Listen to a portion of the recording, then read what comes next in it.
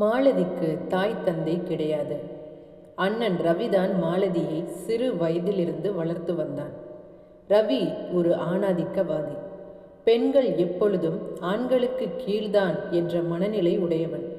ரவிக்கு 30 வயது ஆனதும் அவனது சித்தப்பா நன்கு படித்த ஒரு பெண்ணை பார்த்து ரவிக்கு திருமணம் செய்து வைத்தார். தனம் நன்கு படித்தவள், புத்திசாலியும் கூட. தன் கணவன் தன் கனவிற்கு உறுதுணையாக இருப்பான் என்ற நம்பிக்கையில் தனம் ரவியை திருமணம் செய்து கொண்டார். ஆனால் தனத்திற்கு அப்போது தெரியாது ரவி ஒரு ஆணாதிக்கவாதி என்று. திருமணமான ஒரு சில மாதங்களுக்கு பின் எப்பொழுதும் வீட்டு வேலைகளை மட்டுமே பார்த்து கொண்டிருந்த தனத்திற்கு தானும் வேலைக்கு சென்று கை நிறைய சம்பாதிக்க வேண்டும் என்ற எண்ணம் வந்தது. அதனால் தனம் ரவியிடம், என்னங்க, நான் வேலைக்கு போகட்டா? இப்போ அதுக்கு என்ன அவசரம்? இல்லை, வேலைக்கு போனால் உங்களுக்கும் உதவியாக இருக்கும் இல்லையா? ரவி உடனே, நீ வேலைக்கு போய் எனக்கு என்ன உதவி பண்ண போற? அது இல்லைங்க, வேலைக்கு போனால் 2 பேரும் சம்பாதிக்கலாம். மாலதி வேற சின்ன பொண்ணு, இப்போதான் காலேஜ் படிக்கிறா. அவளுக்கும் 4-5 வருடங்களுக்கு பின்பு திருமணம் செய்து வைக்க வேண்டியது நமது கடமைதானே. அதனால் நானும் வேலைக்கு சென்றால் பொருளாதார ரீதியாக என்னால் உங்களுக்கு உதவ முடியும். அது இரவு வேலை என்பதால் ரவி தனது கோபத்தை வெளிக்காட்டாமல், இங்கே பாருமா, நீ படித்த படிப்பை நம்ம குழந்தைங்களுக்கு பாடம் சொல்லிக் கொடுக்க பயன்படுத்து. என் தங்கையின் திருமணம் பற்றிய கவலைகள் எதுவும் உனக்கு இப்போது வேண்டாம். அதனை நானே பார்த்து கொள்கிறேன். என் மனைவி நீ ராணி மாதிரி இந்த வீட்டில் இருக்கணும். அதான் என்னோட ஆசை. நான் இருக்கும்போது நீ எதற்காக வேலைக்கு போய் கஷ்டப்படணும்? அதெல்லாம் ஒன்றும் வேணாம். நாம் இப்போது நமது குழந்தைகளை எப்படி உருவாக்கலாம் என்ற பாடத்தை படிக்கலாம் வா என்று சாமர்த்தியமாக தனத்தினை வேலைக்கு செல்ல விடாமல் தடுத்தான் ரவி. ஒரு நாள் சமையல் அறையில் மாலதி மற்றும் தனம் இருவரும் பேசிக்கொண்டு இருந்தனர். அப்போது மாலதி, அண்ணி, நீங்கள் MBA முடித்திருக்கிறீங்க, பின்பு ஏன் வேலைக்கு செல்லாமல் வீட்டிலேயே முடங்கி கிடக்கிறீங்க? நீங்கள் படித்த படிப்புக்கு ஒரு நல்ல வேலையை தேடிக்கொள்ளலாமே. அதற்கு தனம், நானும் இதை பற்றி உங்கள் அண்ணங்கிட்ட எத்தனையோ முறை பேசி பார்த்துட்டேன். ஆனால் அவர் பிடி கொடுத்து பேசவே மாட்டேங்கிறாரு.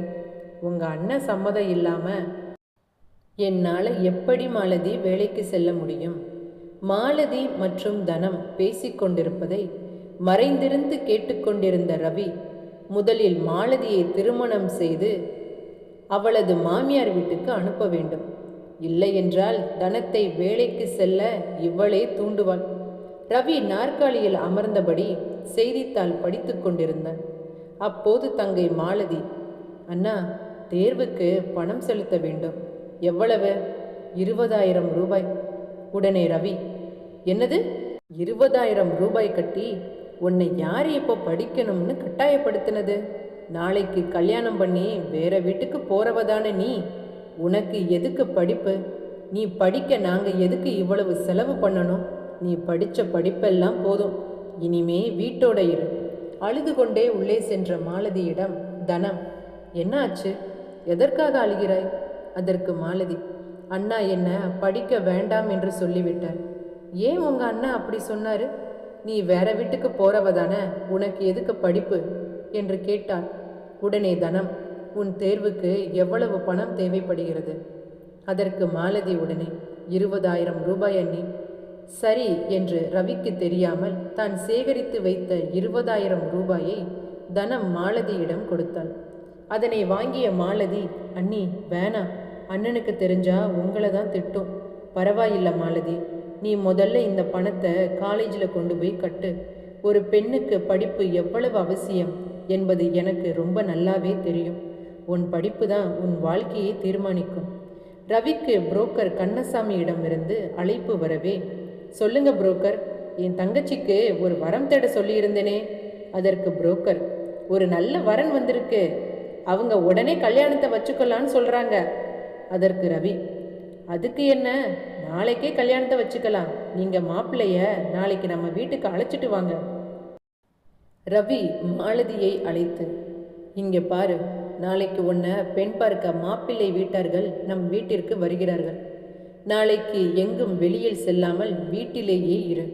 உடனே மாலதி, அண்ணா, எனக்கு எதுக்கு இப்போ கல்யாணம்? நான் படிக்கணும். உனக்கு கல்யாணம் பண்ணணும்னு நான் முடிவு பண்ணிட்டேன்.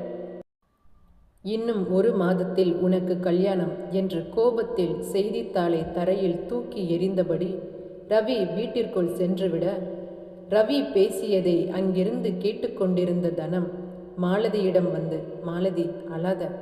உங்கள் அண்ணன்கிட்ட நான் இதை பற்றி பேசுகிறேன். அண்ணி, உங்களுக்கு அண்ணனை பற்றி தெரியாது. அவர் ஒரு முடிவு பண்ணால் அதை யாராலும் மாற்ற முடியாது. அதிலும் குறிப்பாக பெண்கள் நாம் எடுத்து சொன்னால் அதை காது கொடுத்து கூட அவர் கேட்க மாட்டார்.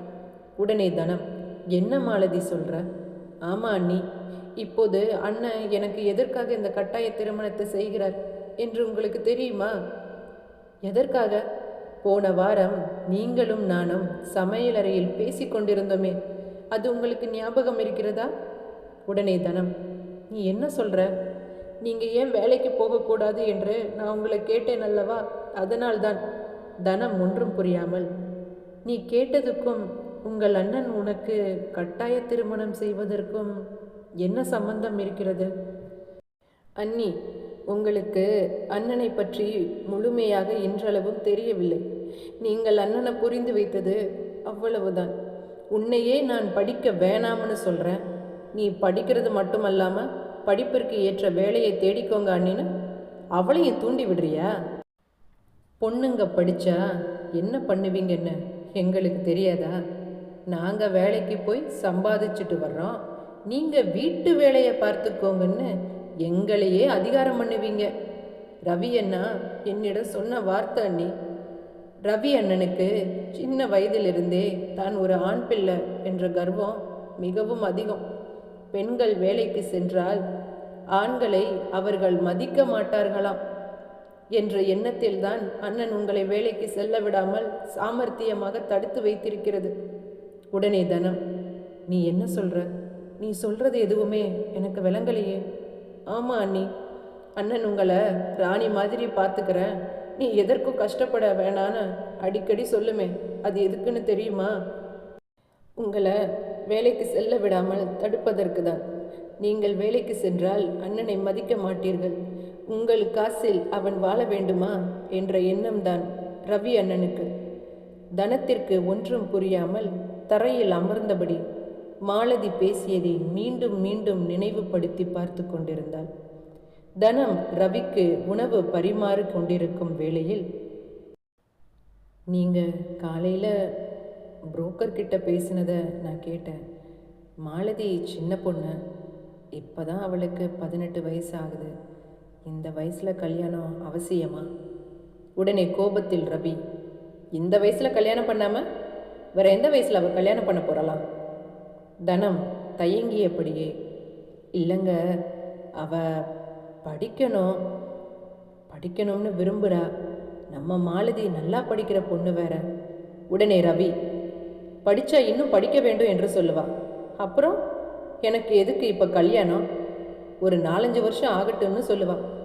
அதன் பிறகு நான் வேலைக்கு போகணும்னு சொல்லுவா. அப்புறம் நான் தான் கை நிறைய சம்பாதிக்கிறேனே, ஏன் என்னோட வாழ்க்கை துணையை நான் தேர்ந்தெடுக்க கூடாதா என்று சொல்லுவா. நான் நல்லா படிச்சிருக்கேன், எனக்கு நல்லா படித்த பையன்தான் வேணும்னு சொல்லுவா. அப்படிப்பட்ட ஒரு மாப்பிள்ளைய நான் எங்கே போய் தேட?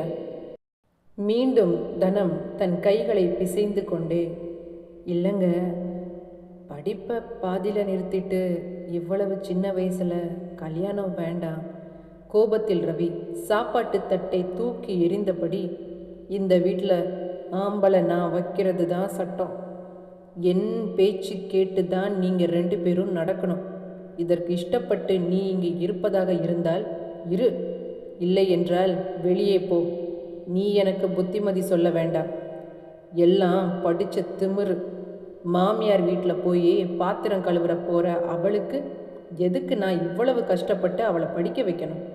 அந்த காலத்தில் ஆம்பளைங்க வேலைக்கு போவாங்க, பொம்பளைங்க அடுக்களை வேலையை மட்டும்தான் பார்ப்பாங்க. அவ்வளவு ஏன், காட்டுக்கு ராஜா என்னைக்குமே ஆண் சிங்கம் மட்டும்தான் என்று கோபத்தில் சொல்லியபடி அறைக்கு சென்றான். கீழே சிதறி கிடந்த சோற்றினை எடுத்து தரையை சுத்தம் செய்து கொண்டிருக்கும்போது மாலதி அழுது கொண்டே வந்து, நான் பொண்ணா பிறந்தது தான் தப்பு. நான் ஒரு பையனா இருந்தா இன்று நான் விரும்பிய படிப்பை படித்திருக்கலாம். விரும்பிய வாழ்க்கையை நான் தேர்ந்தெடுக்கும் உரிமையாவது என்னிடம் இருக்கும் இல்லையா? நாமெல்லாம் ஏன் பொண்ணா பிறந்தோம் என்று தோணுது அண்ணி. அதற்கு தனம், இந்த கேள்வியை நீ மட்டும் இல்லை, பொண்ணா பிறந்த ஒவ்வொருவரும் ஏதோ ஒரு சூழ்நிலையில் தனக்குத்தானே கண்டிப்பாக கேட்டுக்கொண்டிருப்பார்கள். மாலதி, ஏன் அண்ணி, பொண்ணா பிறந்தா நம்ம படிக்கக்கூடாதா?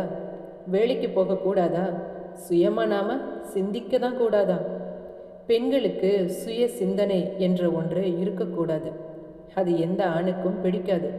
திருமணத்தில் கூட வீட்டில் பார்த்த மாப்பிள்ளை தான் திருமணம் செய்து கொள்ள வேண்டும். ஏதாவது பிரச்சனைகள் வந்தால் கூட நீ தான் கொஞ்சம் விட்டு கொடுத்து போகணும்னு அப்போது கூட பெண்களை தான் குறை சொல்லுவார்கள். நாயாக இருந்தால் கூட அதை ஒரு கூண்டில் அடைச்சு குட்டி போடத்தானே பயன்படுத்துகிறார்கள். ஒரு பெண்ணிற்கு படிப்போ வேலையும் எந்த அளவிற்கு முக்கியம் என்பது ஒரு பெண்ணை தவிர எந்த ஒரு ஆணாலும் அதனை அவ்வளவு எளிதாக புரிந்து கொள்ள முடியாது மாலதி. மொத்தத்தில் என்ன நடந்தாலும் பெண்கள் நாம தான் அட்ஜஸ்ட் பண்ணி போகணும். அதுதான் கடவுள் பெண்களுக்கு எழுதின விதி. மாலதி இதற்கு மேல் அண்ணனிடம் பேசி எந்த ஒரு பிரயோஜனமும் கிடையாது என்று முடிவு செய்து இரவில் வீட்டை விட்டு கிளம்ப தயாரானாள். நடு இரவில் தனது புத்தகம் மற்றும் உடைமைகளை எடுத்துக்கொண்டு கதவின் தாழ்பாலை திறக்கும் வேளையில் அண்ணி தனம், என்ன மாலதி, நீ வீட்டை விட்டு போகலாம்னு முடிவு பண்ணிட்டியா? மாலதி பதில் ஒன்றும் சொல்லாமல் மௌனமாக நின்றாள். இது உன்னோட வாழ்க்கை. உன் வாழ்க்கையில் தலையிட எனக்கு எந்த உரிமையும் இல்லை. படிப்பு தான் ஒரு பெண்ணிற்கு வேலி. நீ நல்லா படிக்கணும்னு விருப்பப்பட்டு இந்த வீட்டை விட்டு கிளம்புற. உன்னோட விருப்பத்திற்கு நான் தடையாக இருக்க விரும்பலை. நீ இந்த வீட்டை விட்டு போகிறதும் போகாததும் உன் விருப்பம். சரியோ தவறோ முடிவு நீ எடுத்ததாகவே இருக்கட்டும் என்று சொல்லி கொண்டிருக்கும் போதே ரவி மாடியில் இருந்து கீழே இறங்கி வர தனம் மற்றும் மாலதி பயத்தில் நடுங்கி போய் நின்றனர். கோபத்தில் வந்த ரவி தனத்தின் கன்னத்தில் பலார் என்று அறைந்தான். உடனே மாலதி, அண்ணா, அண்ணி மேலே எந்த தப்பும் இல்லை என்று சொல்லி கொண்டிருக்கும் போதே தனம், நான் சொல்லுறத கொஞ்சம் கேளுங்க. அவ சின்ன பொண்ணுங்க. இந்த வயசில் அவளுக்கு கல்யாணம் பண்ணா அவளுக்கு என்ன விவரம் தெரியும்? அவ படிக்கணும் தானே விரும்புகிறா. அவ படிக்கட்டுமே. பின்பு உங்களுக்கு பிடித்த மாப்பிள்ளைய அவளுக்கு திருமணம் செய்து வைக்கலாமே. அதற்கு ரவி உடனே, நீ எனக்கு புத்திமதி சொல்றியா என்று மாலதியை அடிக்க கையை ஓங்கினான். ரவியின் கையை பிடித்த தனம், இன்னும் ஒரு அடி அவ மேலே பட்டுச்சு புருஷன்னு கூட பார்க்க மாட்டேன். நானும் படித்த பொண்ணு தான். இவளை கட்டாயப்படுத்தி திருமணம் செய்து வைக்க முயற்சி பண்ணுறீங்கன்னு என்னால் உங்கள் மேலே போலீஸில் புகார் கொடுக்க முடியும். ரவியை எதிர்த்து ஒரு நாள் கூட பேசாத தனம் அன்று ரவியை பார்த்து கோபத்தில் சொல்லிய அந்த ஒற்றை வார்த்தை ரவியை நடுங்க வைத்தது. அதிர்ச்சியில் உறைந்தபடி நின்ற ரவியிடம் தனம், பொம்பளைங்க உங்களுக்கு எப்போவுமே அடிமைதானா? பெண்கள் படிக்கவே போகக்கூடாதா? படித்தாலும் வேலைக்கு போகக்கூடாது. சின்ன வயதிலேயே திருமணம் செஞ்சுக்கணும். திருமணம் செஞ்ச உடனே குழந்தைங்க பெற்றுக்கணும். வாழப்போன இடத்துல என்ன பிரச்சனை நடந்தாலும் எல்லா பிரச்சனைக்கும் அந்த பொண்ணு தான் காரணம். இன்னும் எத்தனை நாளுக்கு தான் இதே கதையை சொல்லி கொண்டிருப்பீர்கள்? பெண்கள் படித்தால் மட்டும்தான் அவர்களுக்கு வாழ்க்கைனா என்னவென்று தெரியும். ஒரு பெண்ணிற்கு தாயை விட, தந்தையை விட, ஏன் கட்டின கணவனை விட, பெற்ற பிள்ளைகளை விட படிப்பு அவளுக்கென்று ஒரு வேலைதான் மிகவும் முக்கியம். உடனே ரவி தனத்தை பார்த்து, ஏய், ரொம்ப பேசாத. என்ன பண்ணுவீங்க? என் கூட நீங்கள் வாழ மாட்டீங்க, அவ்வளவுதானே. என்னால் நீங்கள் இல்லாமல் வாழ முடியும். ஆனால் உங்களால் நான் இல்லாமல் ஒரு நிமிடம் கூட வாழ முடியாது. உங்கள் அம்மா உங்களை எப்படி கஷ்டப்பட்டு வளர்த்தார்கள் என்பதை நீங்கள் பார்த்துருந்தீங்கன்னா உங்கள் தங்கைக்கு இப்படி ஒரு கட்டாய திருமணத்தை செய்யவும் மாட்டீங்க. உங்கள் அம்மா உயிரோடு இருந்திருந்தார்கள் என்றால் இந்த தன் மகளின் இப்படிப்பட்ட ஒரு கட்டாய கல்யாணத்திற்கு சம்மதித்திருக்கவும் மாட்டார்கள். நீ வா மாலதி என்று பாரதியை கூட்டிக் கொண்டு தனது அறைக்கு உறங்கச் சென்றான். தனம் பொழுது விடிந்து கோழி கூவத் தொடங்கியது. ரவி இரவு முழுவதும் உறக்கமின்றி நாற்காலியில் அமர்ந்தபடியே இருந்தான். காலை 10 மணி அளவில் மீண்டும் புரோக்கர் கண்ணசாமியிடமிருந்து தொலைபேசி அழைப்பு வந்தது. அதனை எடுத்து பேசிய ரவி, என்னோட தங்கை மேலும் படிக்க வேண்டும், அதனால் மாப்பிள்ளை வீட்டாரை வரவேண்டாம் என்று சொல்லிவிடுங்கள் என்று அழைப்பை உடனே துண்டித்தான்.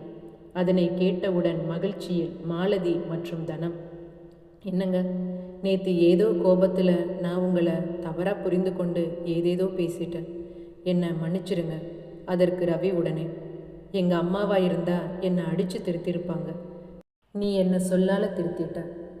மாலதி ஓடி வந்து, அண்ணா ரொம்ப நன்றி அண்ணா. ரவி மாலதியை பார்த்து ஒரு சிறு புன்னகை செய்துவிட்டு சென்றான்.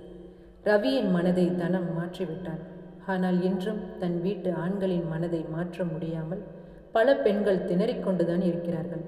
மனிதனுக்கு உயிர் எவ்வளவு முக்கியமோ அது போன்றுதான் ஒவ்வொரு பெண்ணிற்கும் படிப்பு என்பது ஒரு கவசம்.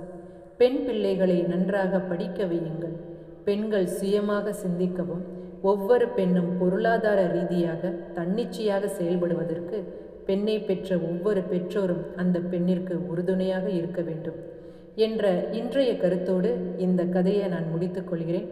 இந்த கதை பற்றிய உங்களது விமர்சனங்களை மறக்காமல் கமெண்ட் பாக்ஸில் தெரிவியுங்க. இந்த கதை உங்களுக்கு பிடித்திருந்தால் லைக் பண்ணி ஷேர் பண்ணுங்கள். மறக்காமல் ஸ்டோரி டைம் 6 தமிழ் சேனலை சப்ஸ்கிரைப் பண்ணுங்கள். நன்றி, வணக்கம்.